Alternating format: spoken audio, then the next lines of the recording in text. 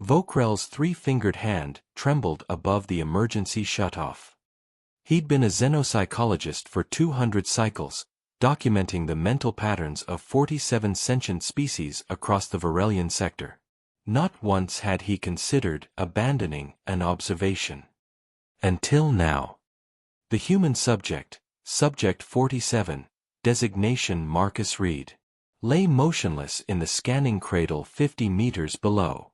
Standard physiological monitoring showed normal REM sleep patterns. Heart rate elevated but within acceptable parameters. Brain activity intense but consistent with documented human sleep cycles. The readouts told Vauquerel nothing was wrong. His instincts screamed otherwise. Increase neural dampeners. Vauquerel commanded, his translated voice echoing through the crystalline observatory, a structure suspended between dimensions, allowing his team to observe without interference. The facility existed in a quantum fold, invisible to human detection yet close enough to monitor individual thoughts. His assistant, Corin, manipulated the holographic controls with mechanical precision. Dampeners at maximum capacity. The subject's nightmare sequence continues unabated. Vauquerel forced himself to look at the projection again. If you're disturbed by what you've read so far, you're beginning to understand what these aliens experienced. Stay with us as we journey deeper into the mind of humanity, where even advanced civilizations fear to tread. And don't forget to subscribe for more epic stories. Now the story unfolds. 3 weeks earlier, the arrival had been routine. The Varelian Deep Research Vessel Thoughtkeeper had entered Earth's orbital space with a singular mission: catalog the psychological landscape of humanity's collective consciousness. Standard protocol for pre-contact assessment. The Galactic Federation required detailed psychological profiles before initiating formal diplomatic relations with emerging species. Vauquerel had reviewed the preliminary data with his customary detachment. Humans appeared fascinating, creative, emotional, capable of both remarkable cooperation and stunning violence. Their brains operated on a chemical complexity that rivaled some of the Confederacy's most advanced species. But one anomaly stood out in the initial scans. "Commander, we're detecting unusual neural activity during the human sleep state," Corin had reported during their first briefing. The young researcher's bioluminescent patterns flickered with curiosity, a Varelian tell that Vauquerel recognized immediately. Define unusual. Extreme emotional volatility. Fear responses that would indicate life-threatening situations, yet the subjects remain physically safe in their sleeping environments. We're reading cortisol spikes, adrenaline surges, and activation of the primitive brain structures associated with survival responses. Vauquerel had leaned forward, intrigued. They're experiencing threat simulation? It appears involuntary. The humans seem to have no control over these experiences. The concept fascinated Vauquerel. Varelian sleep involved neural consolidation, peaceful, meditative, restorative. The Threxian species entered dormant states similar to plant hibernation. The Krell didn't sleep at all, their consciousness cycling through different processing modes while remaining aware. But humans tortured themselves nightly with experiences they called nightmares. We must observe this phenomenon directly, Vauquerel had decided. Prepare the neural interface protocols. That decision haunted him now. They'd selected Marcus Reed carefully. An architect, age 47, living alone in Portland. No family complications, regular sleep patterns, no documented mental health abnormalities. A perfect baseline subject. The neural interface was non-invasive. Quantum entanglement allowed them to observe brain activity without physical connection. They'd done it thousands of times with other species. Thoughts became visible, emotions quantifiable, memories accessible as pure data. Vauquerel had initiated the connection during Marcus's first deep sleep cycle. The nightmare began innocuously enough. Marcus stood in a familiar structure, his childhood home, the neural markers indicated. Walls painted a faded yellow, furniture worn but comfortable.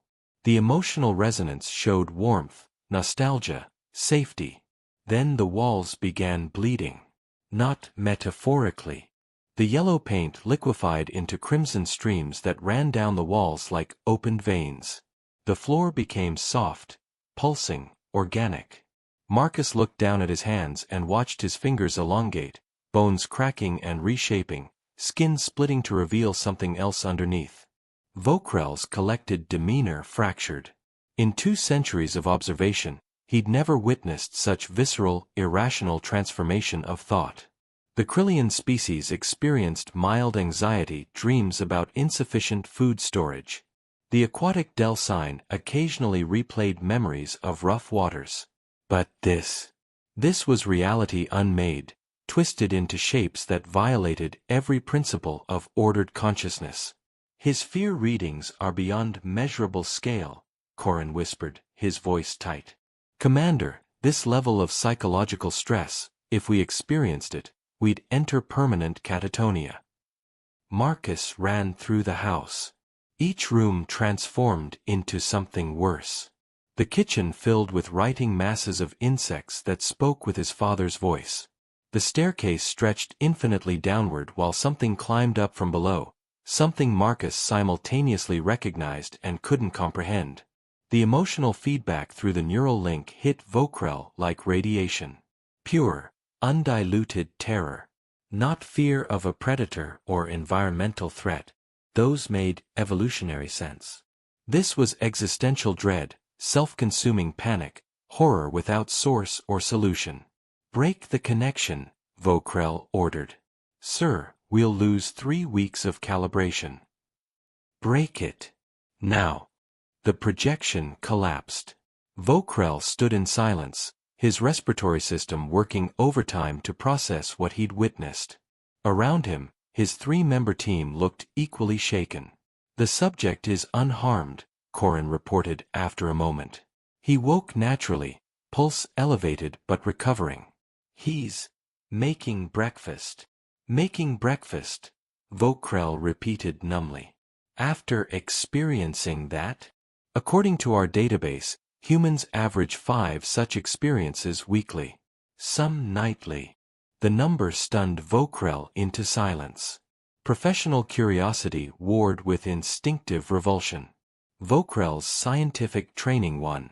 Over the following weeks, they observed 17 human subjects across different demographics. Every single one experienced nightmares. The content varied, some involved physical threats, others social humiliation, many defied rational categorization, but the underlying pattern remained consistent.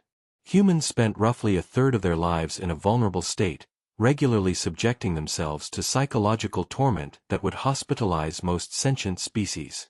And they'd evolved this way. Deliberately.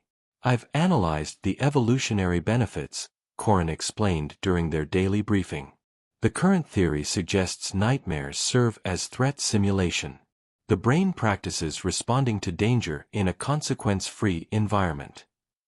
But the threats aren't real, Vauquel protested. That subject yesterday, Derek Holloway, he experienced a scenario where his teeth fell out during a public speaking engagement. When would such a situation occur? How does simulating it provide survival advantage? The human brain apparently doesn't distinguish between physical and social threats. Both activate similar neural pathways. Vauquel reviewed the data again, trying to apply Varelian logic to human psychology. It refused to reconcile.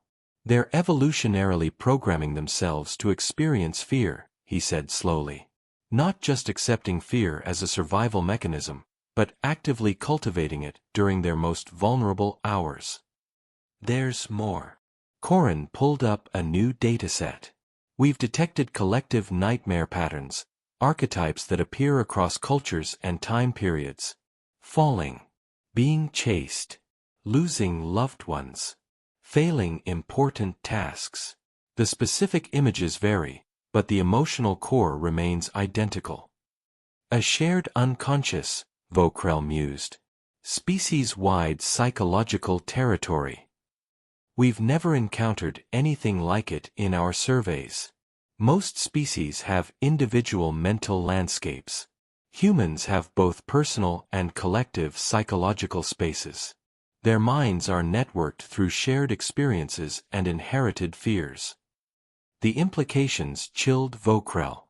If their subconscious minds are interconnected through these nightmare patterns, then we're not just observing individual psychology. We're looking at humanity's collective shadow, everything they fear, everything they suppress, everything that haunts them as a species. Against every regulation and professional instinct, Vauquerel reconnected to Marcus Reed. He couldn't explain the compulsion. Perhaps the architect represented humanity's quintessential nature, ordinary, unexceptional, yet harboring these extraordinary mental storms. Understanding Marcus meant understanding the species.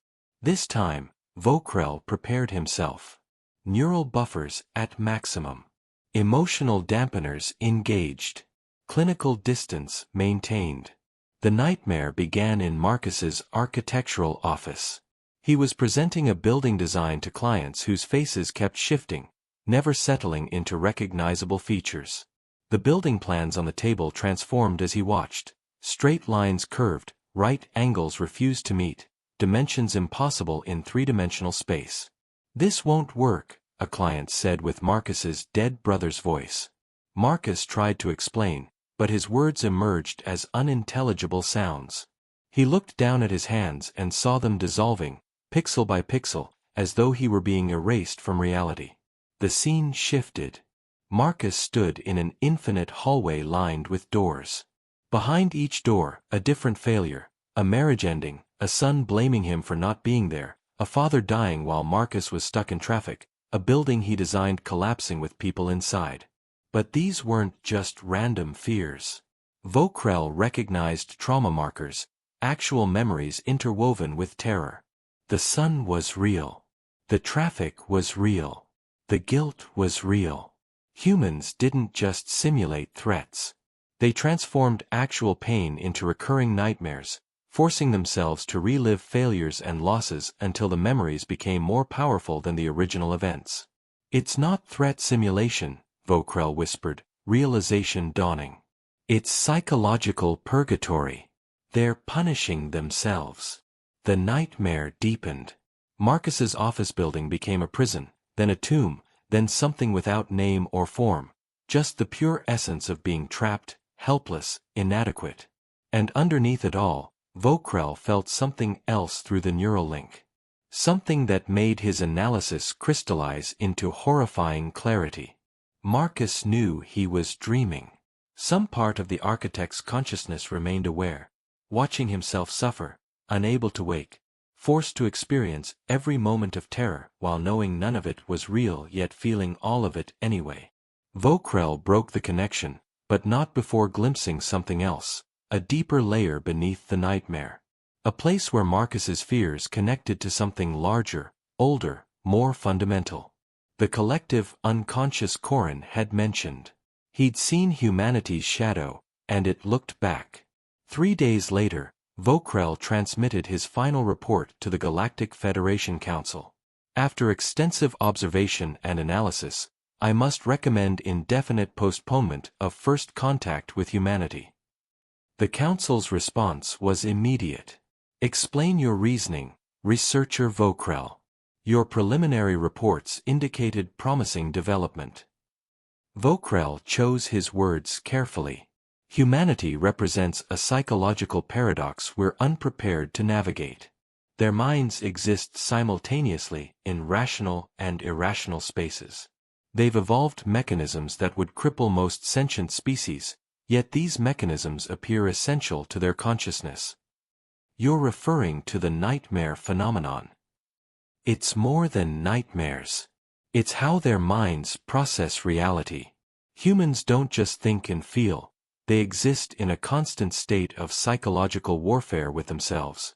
Their fears shape their culture, their art, their religions, their governments.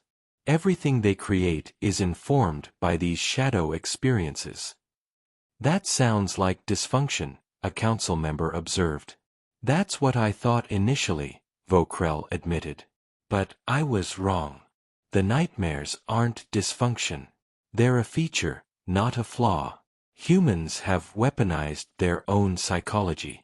They've turned fear into a tool for survival, creativity, and growth. He paused, gathering his thoughts. We've encountered species more intelligent, more technologically advanced, more cooperative. But we've never encountered a species that deliberately cultivates suffering as a path to consciousness. They're not just aware of their fears, they're intimate with them.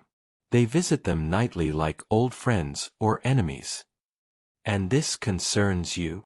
It should concern all of us. A species that can endure nightly psychological torment and still build civilizations, create beauty, pursue knowledge. What happens when that resilience is directed outward? What happens when they turn that same relentless confrontation with darkness toward the galaxy? Silence filled the quantum channel. We observe species to assess compatibility with the Galactic Federation, Vauquerel continued. Humanity isn't incompatible. They're something else entirely. They're survivors of a war with themselves that never ends. And they're winning. Your recommendation stands. Postpone contact. Not because they're dangerous, though they might be, but because we don't understand what we're dealing with. A species that dreams in horror and wakes to build cathedrals, write poetry, and reach for the stars. We need time to comprehend that kind of consciousness before we shake their hand. The council deliberated briefly. Recommendation approved. The Thoughtkeeper will withdraw from Earth's orbital space. Humanity will remain under passive observation until further notice. Vauquerel stood at the observation window as the Thoughtkeeper prepared to depart. Below, Earth rotated peacefully, blue and green and white, beautiful and utterly unaware of the visitors retreating into the darkness. Somewhere down there, Marcus Reed was probably sleeping, probably dreaming, probably confronting whatever horrors his unconscious mind had prepared for him tonight. And tomorrow, he'd wake up and go to work. Commander. Corin approached hesitantly. Were you frightened? Of the nightmares? Vauquerel considered the question. No, he said finally. I was frightened of the humans who have them. A species that can survive their own minds every single night? That's not fear. That's something much more powerful. What do you think will happen when we finally make contact? I don't know, Vauquerel admitted. But I suspect when humanity finally reaches the stars, the galaxy will discover what it means to meet a species that's already faced the abyss, and found it inside themselves. He turned from the window, leaving Earth behind. But he knew he'd never forget what he'd witnessed in the space between sleeping and waking, where humans wandered nightly through landscapes of terror, building strength from suffering, forging consciousness from chaos.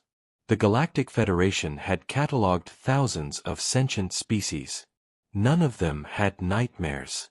Perhaps, Vauquerel thought as the ship jumped to faster-than-light travel, that's exactly why humanity would change everything.